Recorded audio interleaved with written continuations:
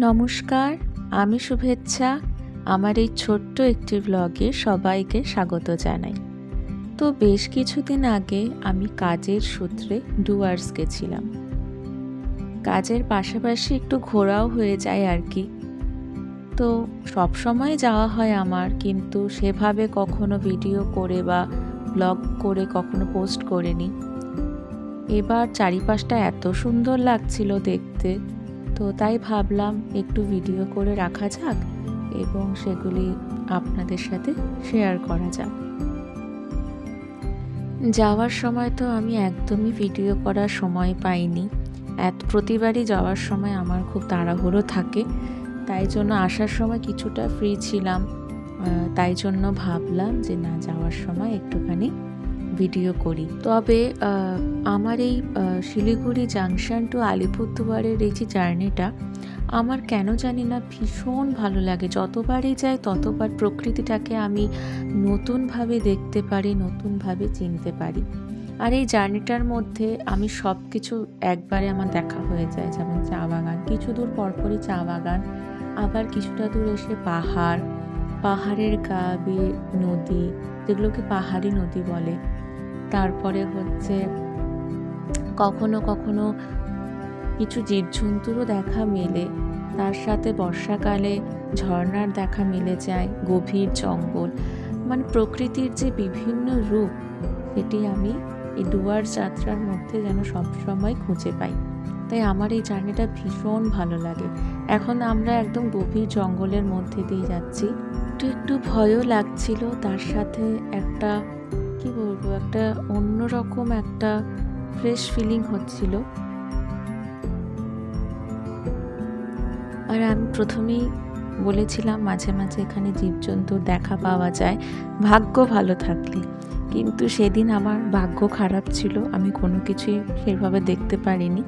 তবে হ্যাঁ, আমি যতবার গেছি আমি কিন্তু কিছু না হলেও ময়ূরটা কিন্তু আমি দেখতে পেয়েছি এখানটায়। আমার অনেক সময় হরিণ দেখতে পেয়েছি। এই যে সেই পাহাড়ি নদী, কি সুন্দর লাগছে না বলুন?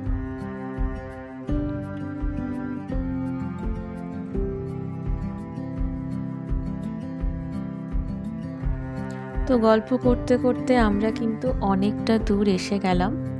তো এবার দেখা যাক আমাদের সামনে কোন স্টেশনটা আসছে।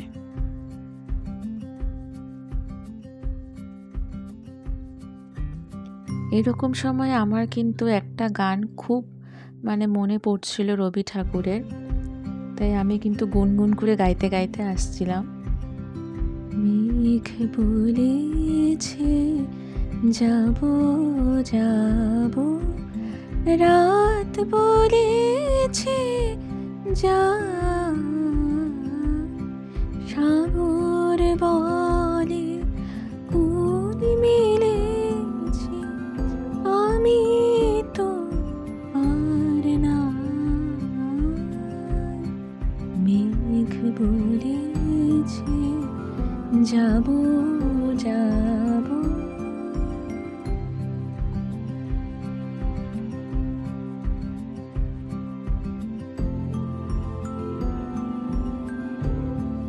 এবারে আমরা এসে পৌঁছলাম নিউ মাল জাংশন।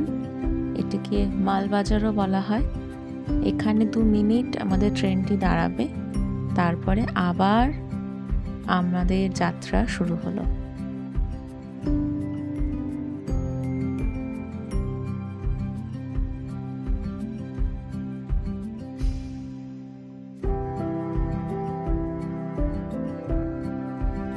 আপনাদের আমি একটু আগেই বললাম এখানে সব কিছু দেখা যায়।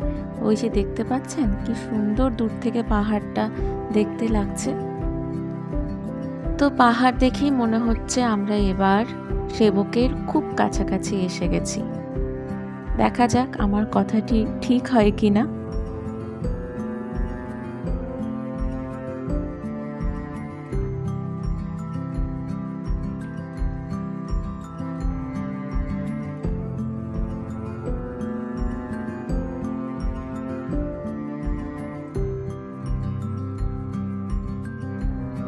তো আমরা এখানে যে নদীটি দেখতে পাচ্ছি, এই নদীটির কি নাম আপনারা কি বলতে পারবেন? আমাকে কমেন্ট করে জানাবেন তো, দেখি আপনারা পারেন কি না এই নদীটির নামটা বলতে। খুব মানে ফেমাস একটা নদী,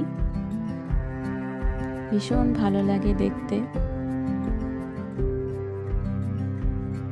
আর অনেকটাই তখন প্রচুর জল ছিল, দেখে একটু একটু ভয়ও লাগছিল।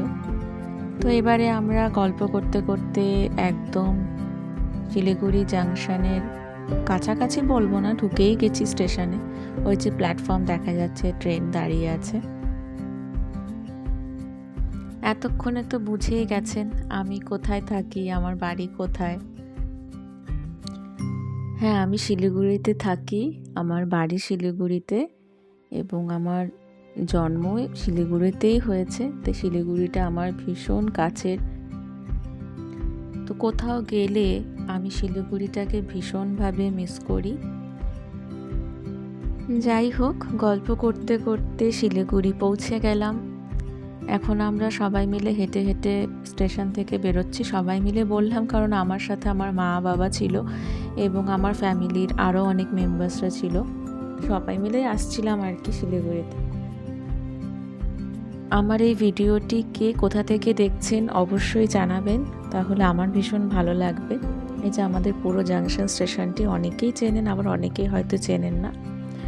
তো ভিডিওটি এখানেই শেষ করছি। সবাই ভালো থাকবেন, সুস্থ থাকবেন। যদি আমার এই ভিডিওটি ভালো লেগে থাকে তাহলে লাইক, কমেন্ট, শেয়ার এবং সাবস্ক্রাইব করে দেবেন।